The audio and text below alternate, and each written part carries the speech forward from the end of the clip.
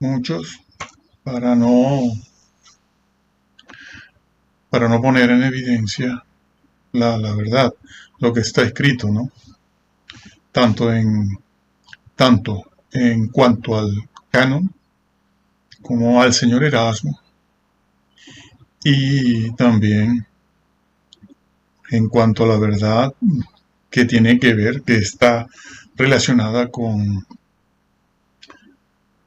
esa doctrina satánica. Es una doctrina satánica y no es otra cosa. En la aplicación lo podemos ver luego. Cuando entremos allí lo veremos, ¿no? Pero ahora, bueno, hacemos esto, una introducción para todos.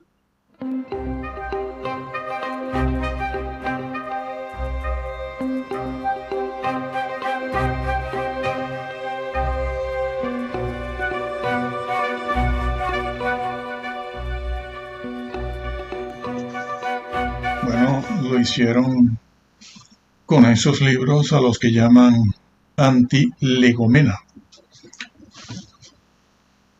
Le quitaron la autoridad completa, no solo la autenticidad canónica, sino la genuinidad del mensaje. Y también hicieron eso, sí, hicieron eso. Bueno, lo vemos, pero sobre todo en la aplicación tenemos que ir allí y ver, ¿no? Demostrarlo. No, miren, el libro de Hebreos es el único libro en todo el Nuevo Testamento.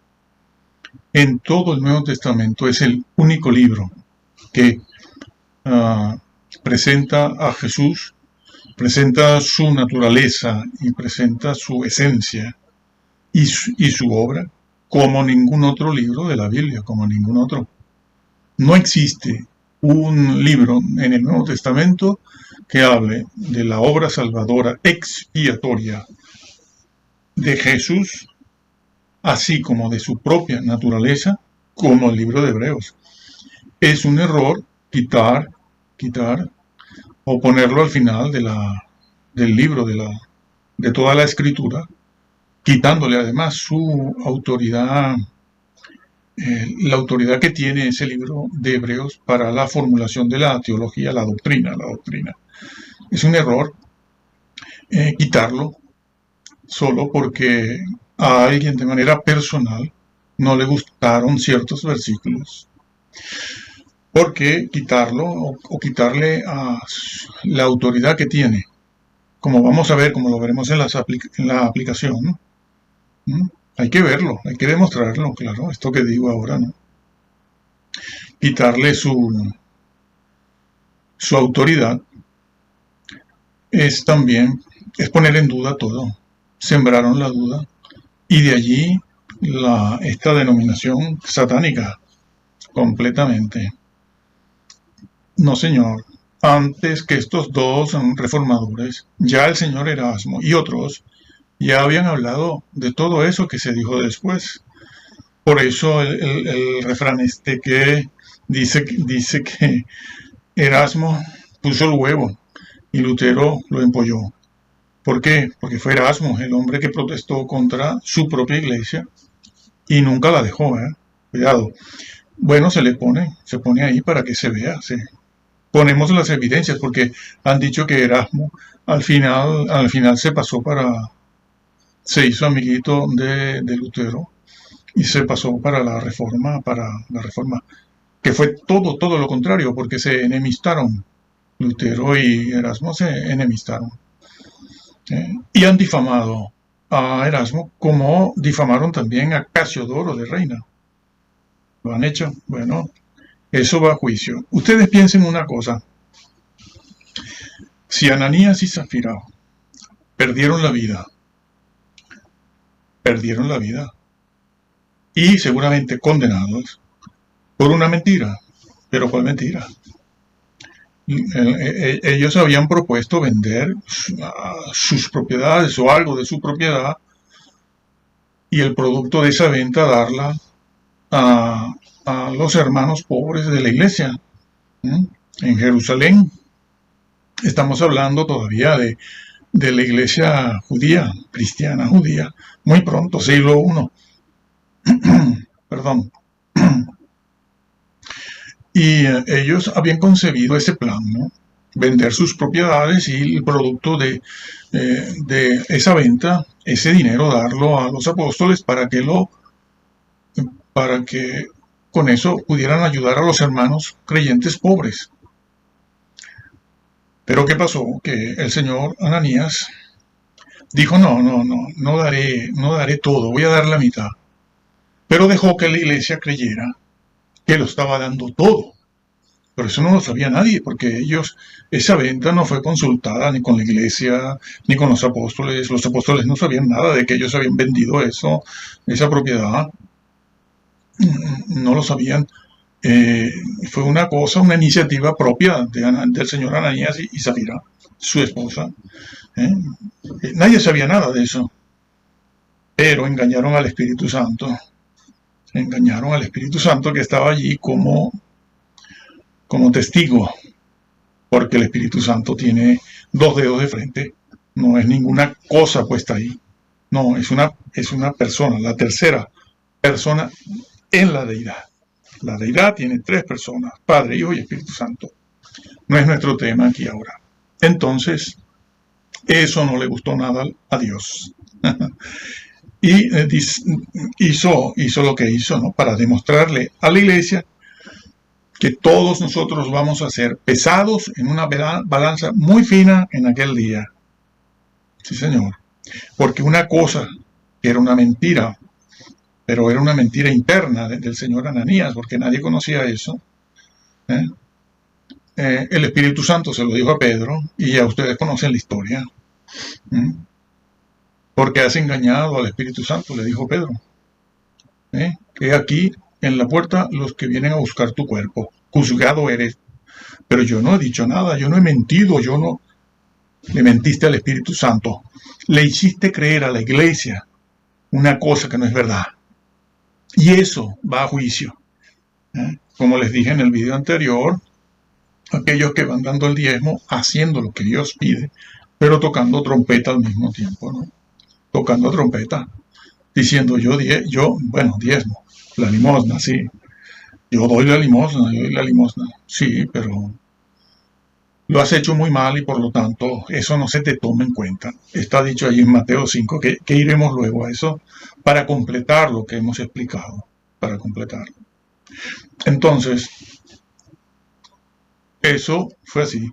Si por una cosa como esa, que sucedió también con los corintios, pero no pongo otros ejemplos que hay dentro del Nuevo Testamento, en el Antiguo, y después en la historia, al principio de la historia de la iglesia también, hay casos. Bueno, si por eso el Señor juzgó por una cosa tan fina, tan delicada, que hoy en día nosotros no lo tomaríamos en cuenta para nada. Nada, decimos, pero eso es una tontería. No para Dios, que habita en santidad. Habita, lo dice la Biblia, que Él habita en santidad. Y dice que su nombre es santo. Bueno, estos han querido decir que su nombre es amor y habita en el amor. No conocen la deidad, porque no hacen exégesis nunca, jamás.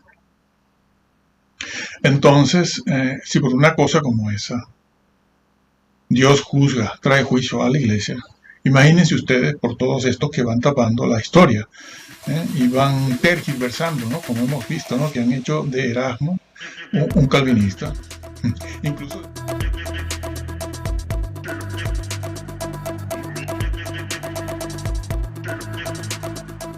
Incluso de Wesley, incluso.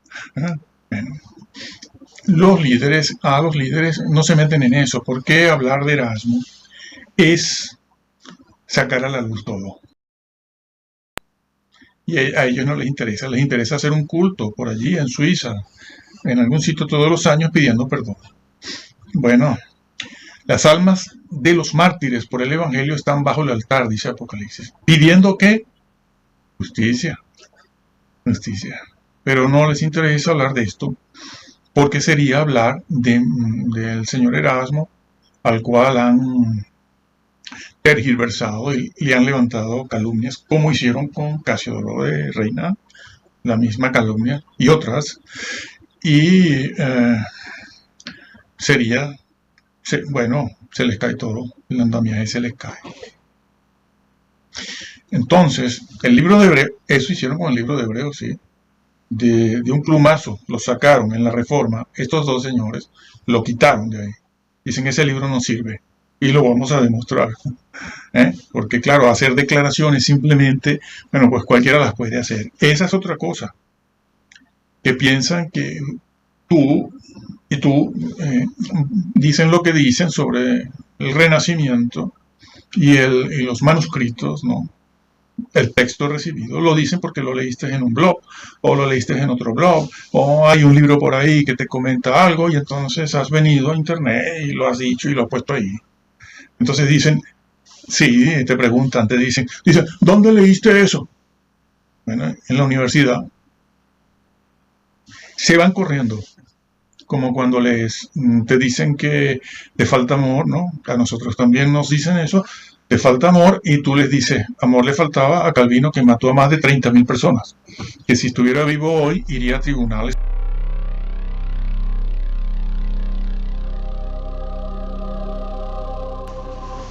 Sería llevado a tribunales por genocidio, porque además se ensañaron contra sus propios hermanos. Jesús lo dijo, la hora es y la hora viene cuando quienes den muerte a ustedes creerá que sí, que rinde, que da un servicio a Dios.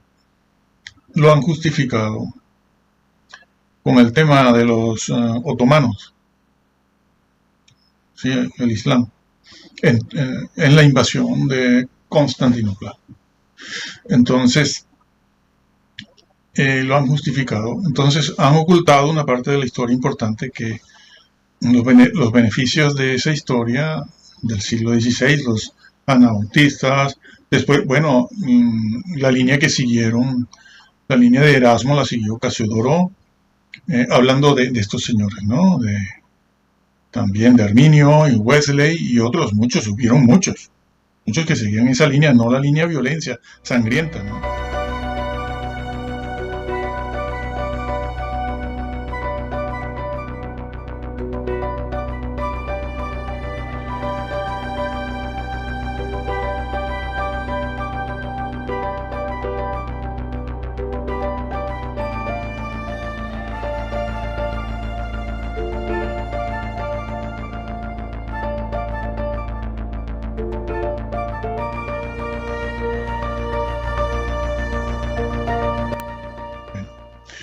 En fin, de eso hablamos un poco más en la aplicación. Con cosas delante, ¿no? Con temas, frases, lo que se dijo, lo que no se dijo. Y sigo y vuelvo otra vez al libro de Hebreos. Es lamentable que hayan puesto al libro de Hebreos así, desde el siglo XVI, aunque hoy en día pueden decir, bueno, no, nosotros respetamos, tenemos el libro a los hebreos en el canon. Sí, pero la interpretación, la teología que extraen de ese libro no la respetan. No respetan el contenido doctrinal que hay en Hebreos, no lo respetan desde el siglo XVI. Entonces, pero eso está velado, eso no lo sabe nadie, y de allí que yo se los digo, ¿no? ¿Qué es lo que ha pasado? Pues cuando sepan todo lo que ha pasado, se van a horrorizar cuando sepan que está todo en Internet. Porque hoy en día todo ha salido a la luz en todas las áreas, ¿eh? En todas las áreas, de todas las maneras, todo está saliendo a la luz, todo. Y se sabe, porque antiguamente lo sabían 4 personas esto. Los que estaban en la misma institución, los que iban a esas universidades donde podías aprender eso, además, en primer lugar en alemán o en francés. Y tenías que estudiar también latín, griego, etc. Pero, y lo sabían 4 personas, no había los más media que hay hoy en día, esta explosión ahora de conocimiento, esta explosión que ha habido en la divulgación de la historia en todos sus aspectos, en todos sus niveles, en todos sus personajes, sea historia política, ciencias políticas, filosóficas, económicas, etc. Eso es un mundo complejísimo. ¿no? De muchas cosas, muchas ramificaciones. Y a eso se ha unido también el hecho de que hoy en día cualquiera puede ir a una universidad, incluso por internet. Y claro, ya todas las universidades te ofrecen la posibilidad de saber cosas. Y muchos desde la primera parte del siglo XX han traducido todos esos documentos, libros, y hoy en día se sabe todo, amigo. Sí, se sospechaba, porque claro, haciendo la exégesis del libro de Hebreos, se ve cuál es la doctrina, pero después tropiezas con lo que estos señores enseñan. Y tú dices, pero es que hay un choque entre esta teología sistemática, temática, producto de la ilustración y la opinión personal, como veremos, y lo que dice la Biblia, y lo que dicen otros grupos también. Bueno, y como el libro de Hebreos, al libro de Hebreos no se le debe, bueno, y como el libro de Hebreos, al libro de Hebreos no se le ha debido tocar, porque es el único libro que en cuanto a la persona de Jesús enseña cosas únicas. No vamos a encontrar lo que se dice de Jesús en Hebreos, no lo vamos a encontrar en ninguna. Lo único que podemos encontrar en Colosenses y Filipenses son dos citas, no el libro, dos citas, pero supremas, dicho por Pablo, como cuando Pablo dijo allí en Colosenses 2:9. En él, en Jesús, habita la plenitud de la divinidad. No, divinidad, no. Deidad, esa es la palabra, teotes. Teiotes es divinidad. Entonces, son dos cosas diferentes. Bueno, están relacionadas, desde luego, pero lo que tiene deidad no puede incluir la divinidad como atributos. Pero la divinidad nunca es, si lo que se posee es un ser, el que sea, posee divinidad, que no existe eso tampoco. Si posee divinidad, no necesariamente posee deidad, porque deidad es una cosa, divinidad es otra. Está en el blog, sí. Bueno, lo hemos explicado, ¿no? En algún vídeo. Lo haremos aquí ahora a raíz de esta serie que hemos comenzado con el vídeo pasado. Y es un libro único, porque además habla de la función de sumo sacerdote de Jesús. No me quites ese libro, no le quites la autoridad. ¿Quiénes son ustedes? ¿Quién es el señor Lutero para quitarle la autoridad al libro a los hebreos? ¿Quién es él? Cuando fue reconocido desde el siglo I. Desde el siglo I está ese libro reconocido. Y por personajes históricos, discípulos de los apóstoles importantes. La iglesia griega, la iglesia de Oriente, a donde llegaron los manuscritos originales del apóstol Pablo, ¿no? Toda esa zona que hoy en día consideramos Turquía, todo lo que es Turquía, hoy en día. En aquel tiempo Asia Menor. Bueno, pues en esa zona siempre el libro a los hebreos fue considerado canónico, auténtico, genuino y escrito por Pablo. Es en la iglesia latina, sobre todo, en la iglesia latina y avanzando el tiempo, que a alguien le pareció que caramba, si no sé quién es el autor, porque ese fue vamos a decir que la piedra de tropiezo en hebreo, que no se sabía con certeza quién era el autor, porque el nombre del autor no aparece en el libro. Sin embargo, en las epístolas del apóstol Pablo, en las 14, 13 más 1, 14, siempre Pablo se identifica como Pablo el apóstol, pero en hebreos no. Entonces, no se dice quién es el autor. ¿Por qué? Bueno, hay razones que aquí no vamos a ver ahora. Pero por ese motivo, porque no estaba el autor, avanzando el tiempo, alguno, a mediados del siglo II, a finales, le pareció que si no se sabe el autor, pues yo yo no lo tomo en cuenta ese libro. No tiene ni una sola herejía, ni una sola desviación doctrinal ese libro. Por eso en el siglo I, bueno, lo veremos en la aplicación, repito, veremos si en la IDH se tomó en cuenta, y quién lo tomó en cuenta dentro del siglo I mismo, Clemente de Roma, pues nada menos, Bernabé, el supuesto compañero de Pablo.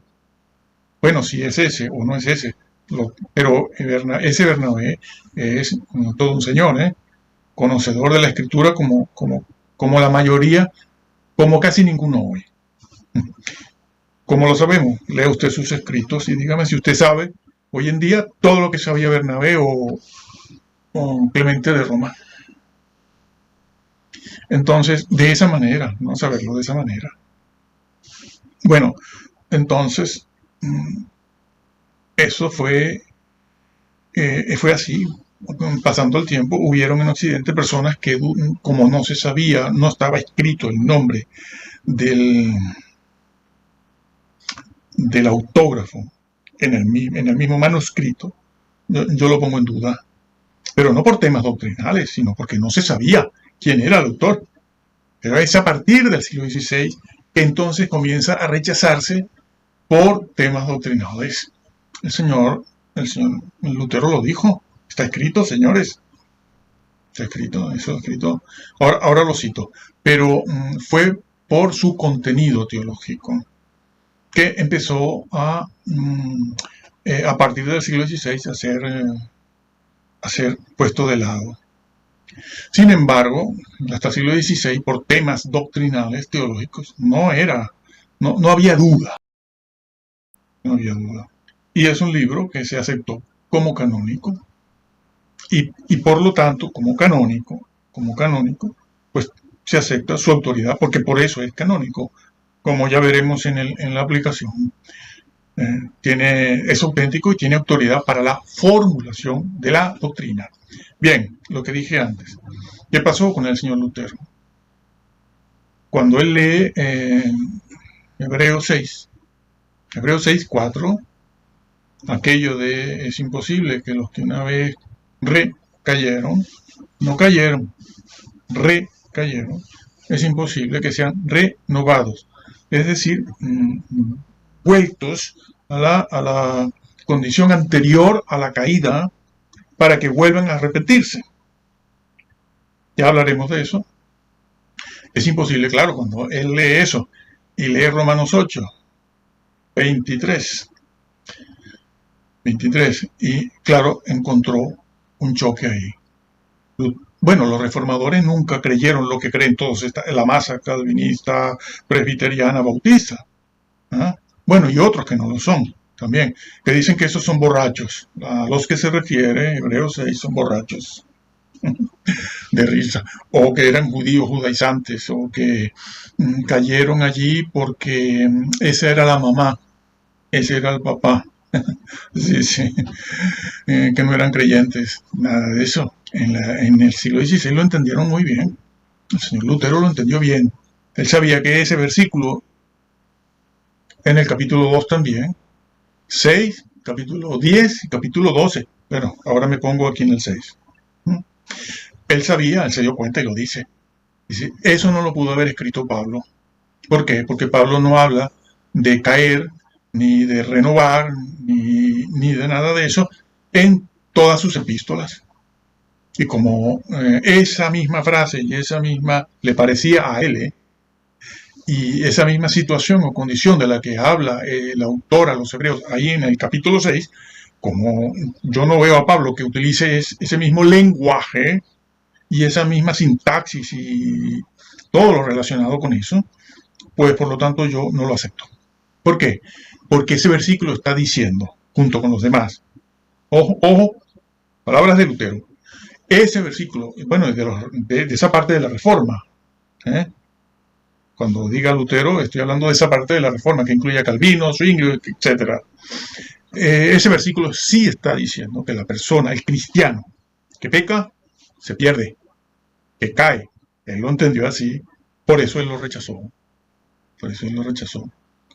Y dijo, ese versículo quita toda esperanza a un cristiano que peca. Y lo mismo hizo con Hebreos 2, con aquello de, ay, ¿cómo escaparemos nosotros si nos desviamos? ¿Eh? ¿Cómo escaparemos si descuidamos? Bueno, he hecho esto porque eso es lo que está en el original. Esa palabra descuidar es esto, alejarse del centro donde usted estaba. ¿Cómo escaparemos si descuidamos, si nos alejamos? ¿Y por qué dice alejar? Porque antes no estaba lejos. No estaba lejos, estaba donde estaba en la salvación. Si descuidamos una salvación tan grande, lo está diciendo, usa el vocablo. Y ellos en el siglo XVI lo entendieron bien, sabían que ahí se estaba diciendo que la persona puede caer, puede desviarse y condenarse. Y luego, bueno, imagínense ustedes entonces el capítulo 10, que habla de pisotear la sangre de Cristo y de volverse atrás y de volver al judaísmo, a las ceremonias rituales. Ahora hablo de eso, sí. Imagínense, les pareció un escándalo. ¿Por qué? Porque no se había enseñado eso nunca. No, hasta los días de ellos, de Lutero y Calvino y otros, Zwinglio y otros, hasta esos días, siempre la iglesia, no importa lo herética que hubiera sido, porque habían grupos disidentes con algunos elementos heréticos. Bueno, en ese sentido Roma no. En ese sentido Roma nunca. Nuestra doctrina la hemos heredado de ellos en esas áreas. En esas áreas la hemos heredado de ellos porque esa es la doctrina que nos viene del siglo I. Que les han hecho creer otra cosa también. Que no se sabía nada hasta el siglo XVI, y menos mal que en el siglo XVI dijeron que había un Salvador que se llamaba Jesús. Falso. Entonces, hasta ese siglo siempre se entendió que había que guardar la ley como en el sentido moral, no civil, no, en el sentido moral, sentido moral, ético, lo que hoy en día entendemos por ético-moral, utilizando la palabra ética en el sentido, con el significado que se le da hoy. Porque si nos vamos a lo mejor un poco más atrás, a lo mejor esa palabra ética tiene algunas otras connotaciones, pero la estoy usando en nuestro contexto. Ética moral, todo el mundo sabe que es portarse bien, según el Decálogo. Y eso fue verdad así hasta los días del Señor, estos 2, 3, 4 señores de la Reforma. Esa parte de la Reforma que Calvino no creía en él. Él mismo no se bautizó como creyente, no se bautizó de adulto. No, ¿para qué? Yo soy salvo ya. Sí, señor. Fueron los anabautistas. Y bueno, y por eso murieron. Bueno, retomo. Entonces, hasta esos días la ley. Pero vino este señor y a él le pareció, una cosa personal de él, le pareció que eso de la ley no. Era cosa de él porque eso no era creído en ese momento. No era la doctrina que venía del siglo I. Estaban siguiendo, sí, siguieron a Agustín de Hipona. Erasmo era agustino como él, eran colegas de orden sacerdotal. Eran colegas también, pero muy diferentes. Ellos tres. Ya hablaremos de eso. Entonces, no era la doctrina. Por eso él reacciona en contra. Y porque hasta ese siglo, la ley moral, el Decálogo, como tiene escrito Hebreos, y como creyó toda la iglesia apostólica y primitiva de los primeros siglos, nunca allí, en esos siglos primeros, nunca tuvieron problemas con el libro de Hebreos, porque dijera eso de caer, o eso de desviarse, o eso de no volverse atrás, nunca tuvieron problemas. O que no falte la gracia, como dice Hebreos 12, que dejaron de alcanzar la gracia. Nunca tuvieron problema. El problema lo tuvieron allí, en el siglo XVI. Pero había algún código teológico, algunos libros, algunas cosas que dijeran. No, nada, es la idea de este señor. Fue la idea de este señor Bueno, por eso dijimos hace 2, 3, 4 vídeos atrás que tenía una psicopatía importante. Eso no se lo inventó nadie. Tiene, y lo seguimos, lo reiteramos. ¿Por qué decimos eso? Porque eso se lo inventó él. Claro, cuando va al libro de Hebreos, no era un genio en griego. El genio en griego era Erasmo, que necesitaba ayuda para traducir el texto hebreo que le dio, el texto griego que le dio Erasmo. A ver, otra de las cosas es que no han pintado esto como una novela de amor, ¿no? Una cosa muy novelesca, ¿no? El príncipe, el chico bueno contra el chico malo. Y claro, si usted no estudia. Entonces, claro, repito, una cosa personal, un psicópata, porque lo tiene escrito, tiene toda una historia donde eso se ha creído, pero él va y lo cambia. ¿Por qué? Porque él tiene problemas. Tiene problemas y el otro más. Calvino es peor. Calvino es peor. Bueno, son casi iguales. Habían diferencias entre ellos, sí. Entonces, este señor, pues lo rechaza. Lo rechaza. ¿Y qué hizo? ¿Qué hizo? Cuando él confeccionó su Biblia en alemán, el alemán antiguo, él toma cuatro libros, no, 5 no, creo que son 4. Hebreos, segunda de Pedro, segunda y tercera de Juan, y Apocalipsis. Por cierto, Apocalipsis, no, también lo puso al final. No lo consideraba, no. Bueno, todos ustedes están loquitos con el Apocalipsis. Pero no saben que sus propios líderes y fundadores no creían en el Apocalipsis. Bueno, ya han inventado excusas, que si esto, que si lo otro, para acá, para allá. Ya eso venía también del siglo I con Eusebio de Cesarea, ¿no? Que no creía en el milenio. Bueno, un desastre con mucha gente. Por eso siempre les digo, lean la Biblia, créanla tal cual está. ¿Cuál Biblia leo entonces? 1909, Reina Valera, o 1960, con un poquito de cuidado. No lea otra cosa, porque no está leyendo la palabra de Dios. Punto. De eso hablamos en otro momento. Entonces,